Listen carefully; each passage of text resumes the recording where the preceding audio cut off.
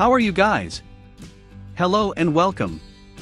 This is Neldrin and today we will be discussing PR ships, how to build them, and some tips on grinding the EXP points requirement. But before that, for our question of the day, who is your favorite PR ship? Mine is Neptune, because she is the most gorgeous among them. No, but seriously, I like her series of dialogues as you increase her affinity, unlike most ships that will only say random things on how she feels about you.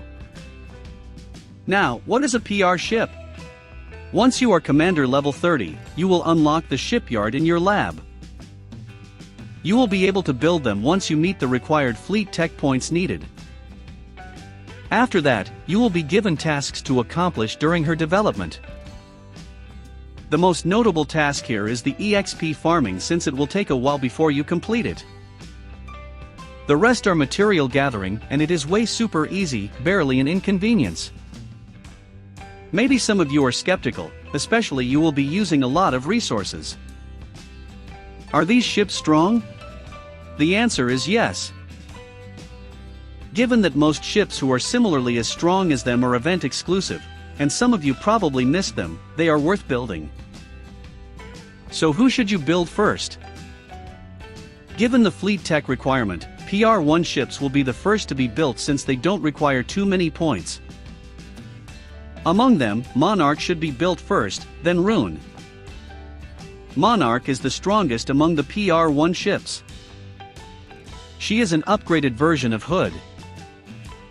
Her barrage decimates most of the enemies, and her blue skill makes her good both on PvP and PvE, especially in mob fleet. Rune is one of the strongest tanks in the game. You can think of her as an upgraded version of Prinz Eugen. Both of them have shield, but Rune is slightly better. However, unlike Prinz, Rune have a red skill that improves her reload, which makes her all-out assault to trigger more frequently. After these two you can build any PR1 ships next. I recommend Neptune and St. Louis since they are also good at tanking some damage. But by this time, you can proceed in building PR2 and PR3 ships if you are doing your fleet tech. I recommend building Cheshire, Georgia, Seattle and Kitakaze since they have good reviews. Now that you have an idea on who to build first, some of you might ask, should you rush building them? For me, you should not. You can rush it if you want, but I don't really recommend it. Here's why. First are the limited resources you have, especially if you are from Commander level 30.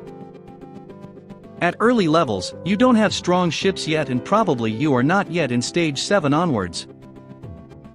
Because of this, you will be restricted to do lower stages which don't give a lot of experience. So focus first on leveling up your ships, better if you prepare your ships to be used on farming EXP points. Speaking of resources, the second reason on why not to rush building PR ship, especially at early levels, is that you have low oil generation in the canteen and might not be enough to supply your fleet. If you are using zombie fleet, then maybe you can ignore this part. I am assuming you are doing St. Louis here, which is understandable. Still on the topic of resources, the last reason why not to rush is that you might want to consider the number of blueprints you have to enhance your PR ships.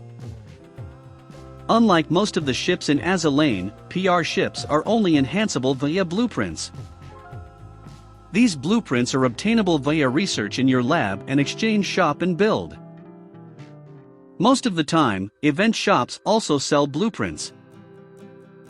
It is recommended at least to be development level 20 to be viable on later stages, since most of the upgrades are included in that level. Best if you can strengthen her into dev level 30.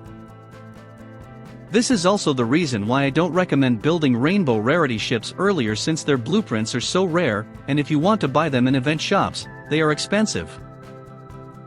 To summarize my previous statements, you do not need to stress yourself in rushing building your PR ship, especially at early levels, since you do not have enough resources yet. Just don't forget to develop one ship, so that you will still able to farm the EXP while playing casually. Moving on to the next part. How do you farm EXP points for PR ships? There are two styles that are known so far by the community. These are time-efficient and oil-efficient methods. To build a time-efficient fleet, you need strong ships, which is usually high oil cost. You will be able to clear higher stages with higher EXP points, but will consume more oils. On the other hand, to build an oil-efficient fleet, you will be using less stronger ships, usually destroyers, battlecruisers and light carriers. If you want to go hardcore on your oil savings, you might want to use common rarity ships. Yes, the white ones. Oil-efficient fleets might not clear stages as fast as the time-efficient fleet, but they can sortie more since they cost less oil. So which strategy is better? It depends on you which fleet you should build, since it is dependent on the time and resources you have. Not all players have time to grind for EXP, and not all players have loads of oil in game. As mentioned on my previous video, I will discuss how to build your fleet for PR farming. It is really simple. First, check the requirements of the PR ship. Is it a main or vanguard? Which faction should you be using? Second, what is your strategy? Time efficient or oil efficient? Third, do you have the required ships needed? Some months ago, before the introduction of PR3, fleet building was way more complicated.